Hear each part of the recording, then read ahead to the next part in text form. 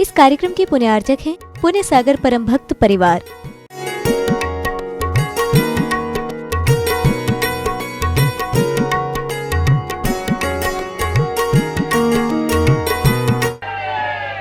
उपस्थित महानुभावों, वर्तमान का युग वैज्ञानिक युग है। वैज्ञानिक युग में आप सभी लोगों ने नाना प्रकार के साधनों को प्राप्त किया है। जितने जितने साधन हमारे जीवन में बढ़ते गए, उतना उतना हम अपने जीवन में सुख की कामना करते चले जा रहे हैं।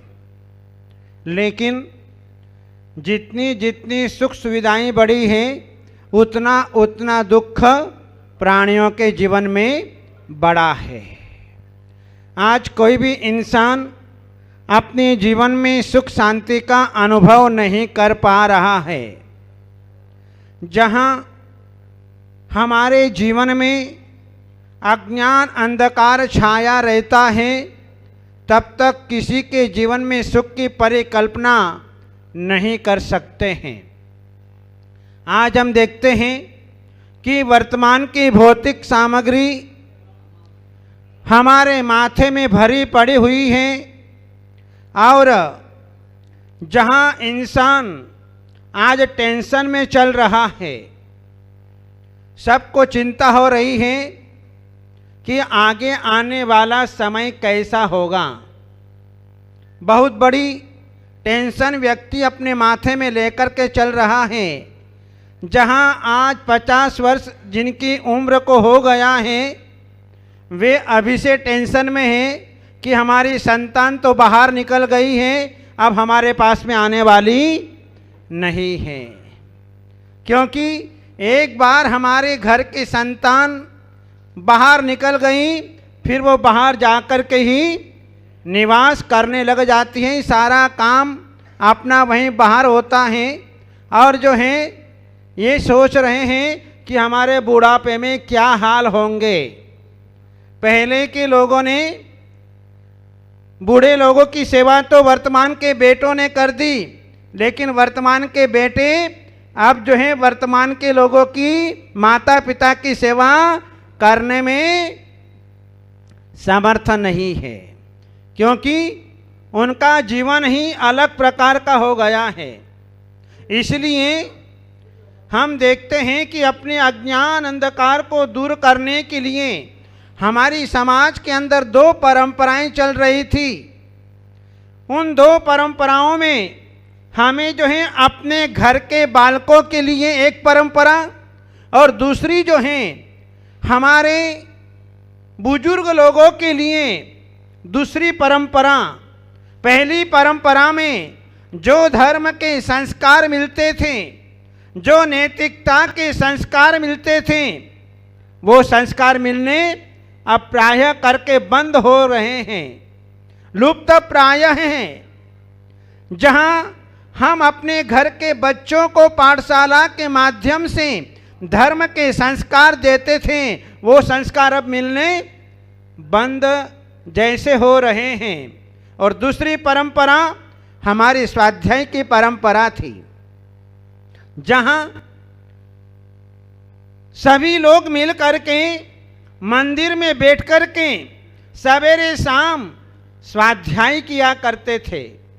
आज वह दोनों ही परंपरा आज जो है लुप्त प्राय हैं, जिसके कारण व्यक्ति अपने जीवन में अंधकार से ग्रसित दिखाई दे रहा है। और जहां अंधकार होता है, वहां पर व्यक्ति को कुछ भी नजर नहीं आता है। स्वाध्याय से क्या होता है? जैसे अपन मिर्च खाते, मिर्च खाने से क्या होता है? मुंह जलता है, मिर्ची लग जाती हैं, मुंह जलता है। और चीनी खाते हैं तो मीठा मीठा हो जाता है, और नींबू खाते हैं तो खट्टा खट्टा हो जाता है। और जो है इमली खा लो तो खट्टी खट्टी, मुंह में पानी तो नहीं आ रहा। जहां इमली का नाम लेने से पानी आ जाता है, वैसे ही जो है जहां स्वाध्याय करने से क्या होता। हमारे आचार्य भगवंतों ने कहा कि जिनाज्ञा स्वपरोत्तरा भक्तिर्वात्सल्य वर्धनी, तीर्थ प्रवर्तिका साधो ज्ञानत परदेशना। सबसे पहले जिनेंद्र भगवान की आज्ञा का पालन होता है। दूसरी बात, स्वपर का उद्धार होता है। तीसरी बात, भक्ति जागृत होती है। चौथी बात, परस्पर में वात्सल्य प्रेम भाव बढ़ता है। और जो है तीर्थ प्रवर्तिका, तीर्थ का प्रवर्तन होता रहता है। इसलिए जो है स्वाध्याय किया जाता है। स्वाध्याय से हमारा अज्ञान अंधकार नाश को प्राप्त होता है। परवादियों का भय नहीं होता है। हमारा मन वश में हो जाता है। हमारी इंद्रियां अपने अधीन हो जाती हैं। प्रज्ञा का उत्कर्ष होता है। किसी प्रकार का मन में संदेह नहीं रहता है। ये स्वाध्याय करने का फल। आज जो है वर्तमान में इन वैज्ञानिक साधनों ने आज हमारे जीवन में हमें धर्म ज्ञान से बहुत दूर कर दिया और मात्र एक भौतिक ज्ञान, लौकिक शिक्षा, बस यही जो है हमारे जीवन के अंदर रह गई है। आज बालक से लेकर के बड़े बुजुर्ग तक जो हैं आज यही चाहते हैं कि मेरा बेटा जो है होशियार बन जाए, उसे बहुत ज्ञान हो जाए लौकिक क्षेत्र का, उसे जो है अपने जीवन के अंदर अच्छी सर्विस मिल जाए। ये जो है आज के वर्तमान के माता पिता का जो है चिंतन है। लेकिन कि कोई माता पिता ये नहीं सोचते कि मेरा बेटा धर्म का ज्ञान प्राप्त करें, स्वाध्याय का ज्ञान प्राप्त करें, मुनि महाराज बने। इसकी चिंता किसी को नहीं होती है। कोई विरले प्राणी होते हैं जो अपने जीवन में चिंता करके अपनी संतान को धर्म के मार्ग में लगा करके रखते हैं, स्वाध्याय की ओर प्रेरणा देते हैं। आज हमें पता नहीं कि हमने रामायण देख रखी है, महाभारत देख रखी है, हमने अभी तक अपने जैन धर्म के रामायण को नहीं पढ़ा, हमने जैन धर्म के पांडव पुराण को नहीं पढ़ा। यदि हम इन ग्रंथों को पढ़ते हैं तो हमें सत्यता का बोध अपने जीवन में होता है। लेकिन प्राणियों के पास में आज समय नहीं है। मोबाइल देखने का समय जरूर है। सवेरे से लेकर शाम तक यदि कह दो कि आपको मोबाइल ही देखना है, वो 24 घंटे मोबाइल पर ही रहेगा। और जिस मोबाइल के माध्यम से व्यक्ति का कितना पतन हो रहा है, ये सब घर घर की कहानी हो गई है। आज जो है हमारा बच्चा कहाँ जा रहा है, आज हमारा बच्चा क्या कर रहा है, पढ़ाई के नाम से क्या कर रहा है, क्या देख रहा है। आपको तो अंधकार में रखा गया है कि हम तो पढ़ाई कर रहे हैं और अपने रूम में जाकर के क्या करते हैं आपको कोई पता ही नहीं चलता है। इस प्रकार से मोबाइल के माध्यम से जो है आज जो है हमारे जीवन में हमारे जीवन का खतरा हो गया, अज्ञान अंधकार बढ़ गया। आने वाले समय में क्या होगा ये कुछ भी हम नहीं कह सकते हैं। इसलिए स्वाध्याय जिस प्रकार से आप लोग अपने घर पर बैठ करके सामूहिक रूप में बैठ करके टीवी देखते हो, मोबाइल देखते हो, कार्टून देखते हो, सीरियल देखते हो, इसी प्रकार से कम सप्ताह में एक दिन जो है या प्रतिदिन जो है सायंकाल में अपने परिवार को लेकर के बैठना चाहिए और उन महापुरुषों की कथा उन्हें अपने जीवन में बताना चाहिए। क्योंकि हमारे घर के अंदर पहले दादियाँ होती थी और दादियाँ जो हैं हमें नाना प्रकार की कहानियाँ सुनाती थी। कभी राम की कहानी, कभी सीता की कहानी, कभी आकलन की कहानी, कभी मनोरमा की कहानी, कभी सुभद्रा की कहानी, तो कभी राजा शनिक की, तो कभी चेलना की, नाना प्रकार की कहानियाँ सुनाते थे। उसमें कितना इंटरेस्ट आता था। लेकिन आज हमारी दादियाँ स्वयं नहीं जानती हैं तो बच्चों को कहानी, पोतों कहानी कैसे सुनाएगी। इसलिए हमें जो है अपने जीवन में स्वयं का स्वाध्याय होगा तब जाकर के हम अपने बच्चों को संस्कारित कर सकते हैं। ये स्वाध्याय हमारी खुराक है। जैसे अभी ठंडी चल रही है, ठंडी में जो है आप मेथी के लड्डू खाते हो ना, और तिल की गजक खाते हो, हलवा खाते हो गरम गरम, हैं? ये जो है खुराक जो ये 2 महीने के अंदर खाते हैं, ये साल भर तक चला करती है। इतनी शक्ति जो है आपको जो है ये ठंडी में खुराक जो है साल भर तक शक्ति देती रहती है। इसी प्रकार से जो है हमें प्रतिदिन स्वाध्याय करना। साधु तो हमेशा स्वाध्याय करता है, लेकिन श्रावक की ओर से सब ढिलाई चल रही है। श्रावक ने जो है स्वाध्याय की परंपरा को उपेक्षित कर दिया, क्योंकि उसके पास में समय नहीं है। वो दिन भर मोबाइल पे इतना मस्त हो गया। जहां आज 2 वर्ष का बालक इतना फास्ट हो गया कि जो है वह धर्म का नाम लेना ही नहीं चाहता है। हम अपने जीवन में उन बच्चों में स्वाध्याय के ऐसे संस्कार डालें, क्योंकि ज्ञान होगा तो सब कुछ होगा। ज्ञान से ही हमें सब कुछ पता चलता है। जैसे मशीनरी से, जैसे आप प्लेन में बैठते हो तो आपकी सारी चेकिंग होती है। मेटल डिटेक्टर के माध्यम से जो है आपको जाना पड़ता है, आपका एक एक सामान जो है चेक किया जाता है। यदि कहीं कोई जरा सी भी पकड़ में आ गई तो सारा सामान खुलवाया जाता है। इसी प्रकार से जो है कहाँ क्या हो रहा है ये सब ज्ञान के माध्यम से पता चलता है। जहाँ राजा श्रेणी के मन की बात को मुनिराज ने जान लिया। राजा श्रेणिक ने कितना बड़ा षड्यंत्र किया था कि जो है अपने घर के अंदर, रसोई घर के अंदर जो है अपवित्र पदार्थों को गड़वा दिया, और जो है चेलना को पता नहीं चलने दिया और यथावस्थित कर दिया। और जो है चलना से कहा कि अपने राजमहल में मुनिराजों का आहार दान होना चाहिए। चेलना ने विचार किया, आज तक तो इन्होंने कभी ऐसा कहा नहीं, और आज कैसे बोल रहे हैं। दाल में काला कुछ नजर आता है। ठीक है, अगले दिन जो है मुनिराज आए, 4 मुनिराज आए, लेकिन चारों ही मुनिराज बिना आहार किए चल दिए। राजा को आश्चर्य हुआ कि मेरे राजमहल के अंदर 4 मुनिराज आए और बिना आहार किए चल दिए। चलना से पूछा क्या मामला है। चलना चाहती तो बता सकती थी, लेकिन उसको पक्का सम्यक दर्शन प्राप्त कराना था, इसलिए नहीं बताया और कहा कि चलो मुनिराज से पूछते हैं। गए राजा श्रेणिक, और मुनिराज ने कहा कि राजन, आपने जो है जो षड्यंत्र किया वो जो है कि आपने अपने घर के अंदर जो अपवित्र हड्डियां वगैरह गाड़ करके रखी थी और उसी स्थान पर आपने चौका लगाने के लिए कहा।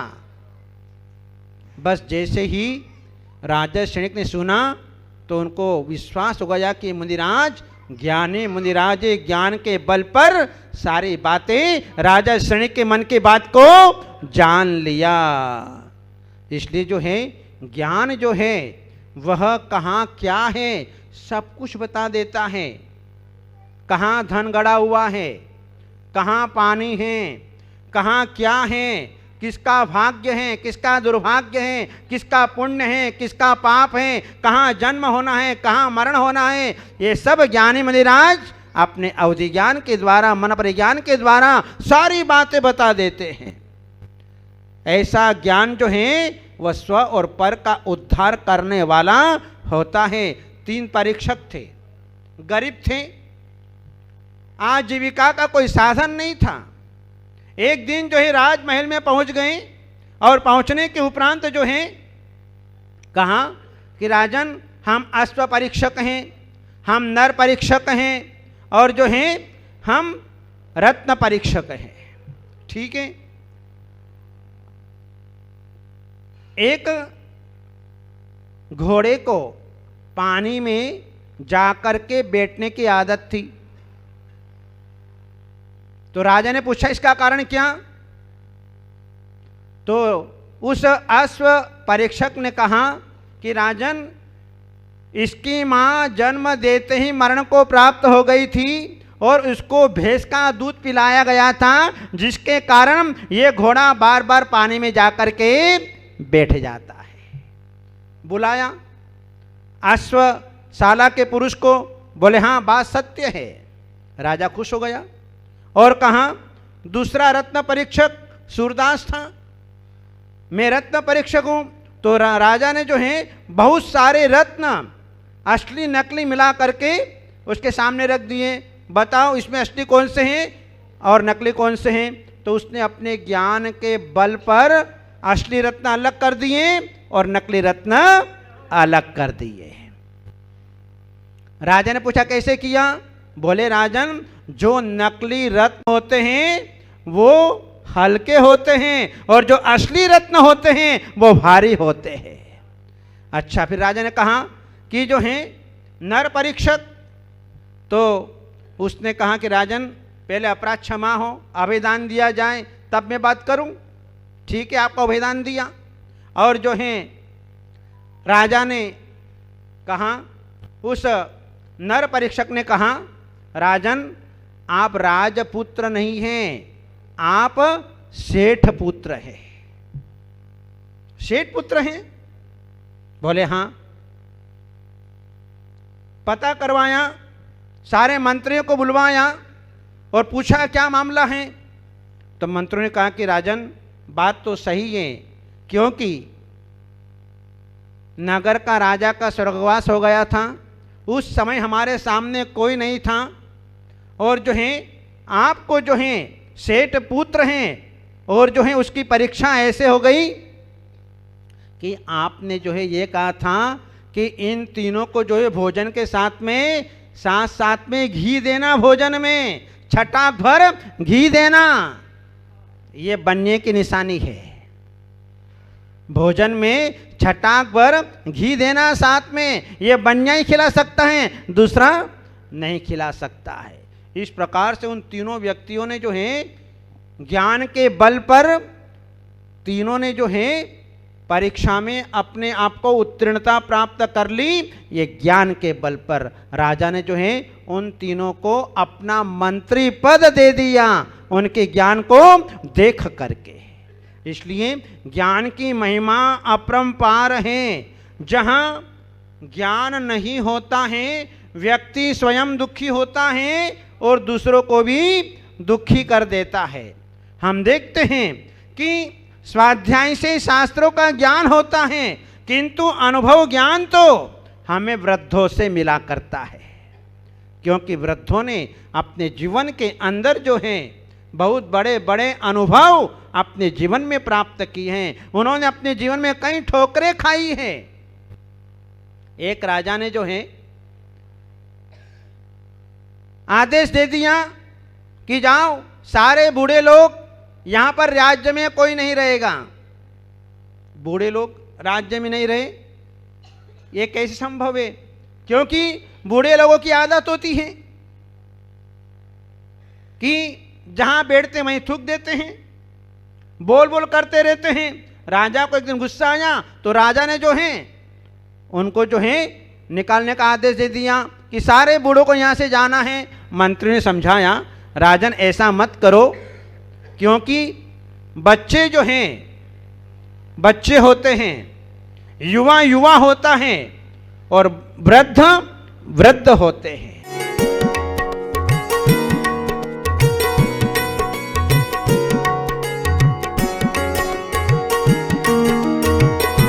इस कार्यक्रम के पुण्यार्जक थे पुण्य सागर परम भक्त परिवार।